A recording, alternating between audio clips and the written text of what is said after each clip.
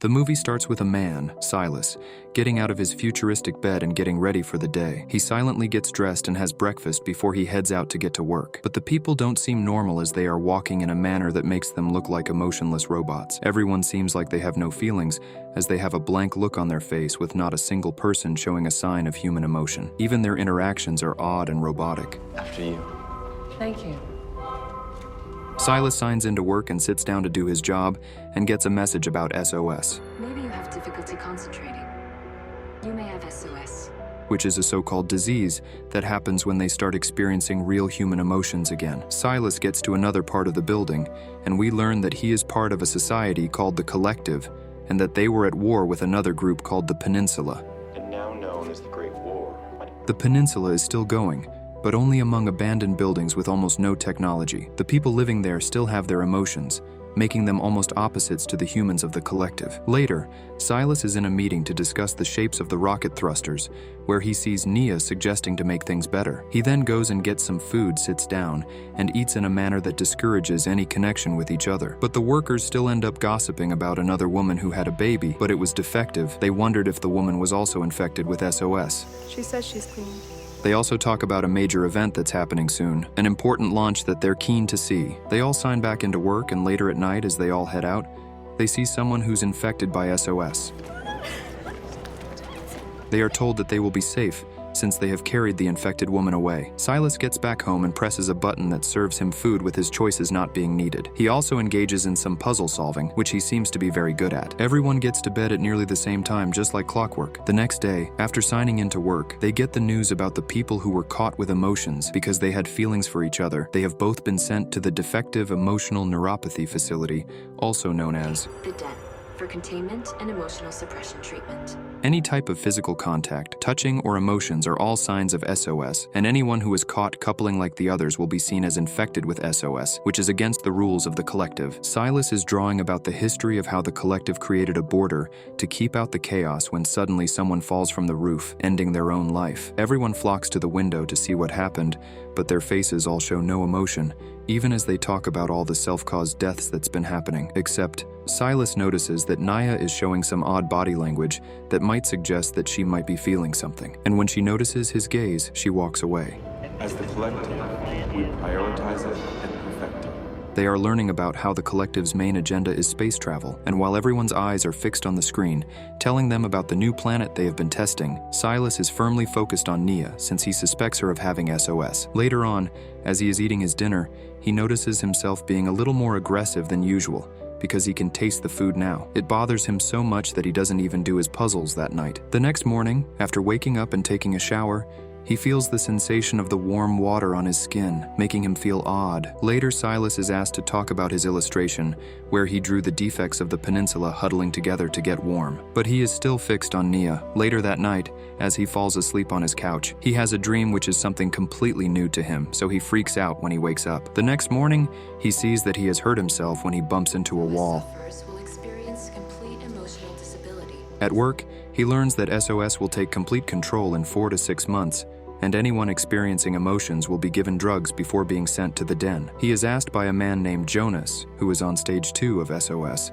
about his stage, but Silas is only here for a checkup, nothing serious. Inside, he is describing the thing he saw in his sleep to the doctor and stresses that he has been distressed by it. He's only been having these symptoms for a maximum of 3 days, so the doctor takes some blood and tells him that he's positive, and he's in stage 1. He is curious about catching it from another person, but the doctor tells him that it's not contagious. He will be starting some medication for now, and if progresses, he will be sent to the den. The next time he signs in, he is reported as being a stage 1 carrier of SOS. When he gets back to work, he gets asked so many questions and he lies to them, saying that he got the scar from Tai Chi class, but a person who was actually in the class calls him out. I saw him.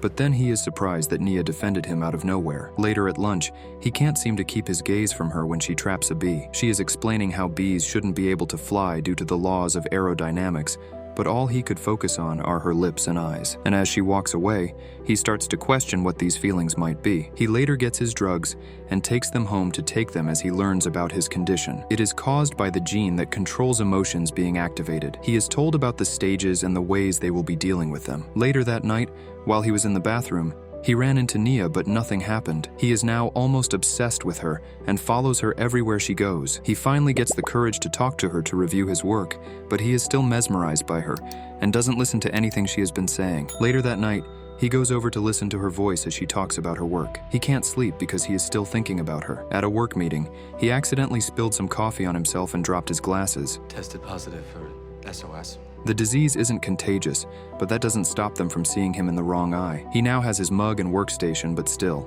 he's fixated on Nia. That night, he follows her as usual, but she catches him because she has known this the whole time and threatens to report him. He has seen all the subtle ways she is showing emotions, but she keeps telling him. I'm clean. He is certain that she would already report him if she was clean, but she just walks away. The next day, after getting to work and the meeting, Silas and Nia talk about work and not much else. While Rachel leaves, Silas comes up to Nia, but before he can speak, she gets up and leaves too. He follows her to the bathroom, and they experience touch for the first time. She tells him she's had SOS for over a year, and it's not been easy living with it. She has found it very difficult to work and interact with others. If they get caught here, We go straight to the den and it's a sentence. they can't do this again to avoid getting caught, but before they leave, they share a kiss. The next day, after getting some work done, they couldn't help themselves but meet up in the bathroom again. Through the next few days, they continue to share moments and spend more time together in that bathroom. One of those days, they almost get caught by Leonard, but Silas goes out to distract him. Have you thought about killing yourself? That is not until stage 3. So they both walk out and see Nia's workstation active, and Leonard mentioned that he was told to keep an eye out for Silas because he's been snooping on her. On another day, Nia is waiting for Silas in the bathroom, but he doesn't show up. She meets him outside because Leonard knows about this. He's been thinking, and the only way to avoid not being sent to the den is for him to leave and find a job somewhere else. She gets home and cries because she is devastated by his decision. The next day, he goes to look for another job. Soon after, Nia is introduced as Silas's replacement. Silas is now working in the gardens, and while having lunch, Nia couldn't handle them talking about Silas. Both she and Silas can't seem to handle the separation well because they are heartbroken. Later, Silas runs into Jonas and they talk about Nia. You two are in love with each other. Jonas thinks they did the right thing by staying apart since he has had a similar experience. Later, Dominic hounds Nia for not finishing on time, and she almost gets angry. Silas, after taking the elevator, meets up with a group of SOS-infected people who act as a support group. Silas is curious about what happens in the den. Half the people who are brought in commit suicide. The staff encourages it and stand by while it happens.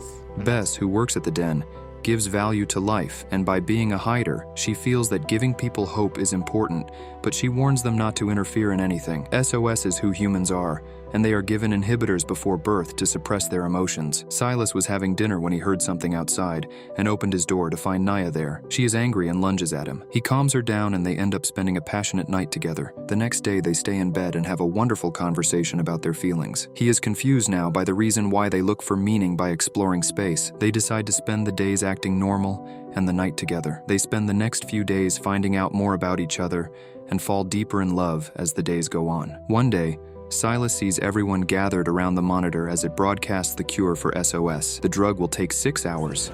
Patient is restored to normal health. Nia quickly heads over to find Silas because they will not feel anything after taking the drug. They both don't want to let their feelings go. Silas then takes Nia to the underground meeting. Jonas and Bess aren't sure about this because the risks seem too high. Bess once had a chance to escape too with her lover, but she chose to stay, and the people that escaped presumably died. They know the risk that they will not return if they manage to get out. The next day, Jonas tells him to ask for Oliver at the border to fly them out and wishes them luck. They plan to leave in 3 days and proceed with their normal lives until then, but things take a turn for the worse. I got a conception summons. He wants her to ignore it, but her tag is blocked, so she can't get on the train. He thinks they should still risk it since they didn't force him to take the cure yet. She goes to get checked, and they take a sample that comes back positive, but not for SOS. Yeah, you're pregnant.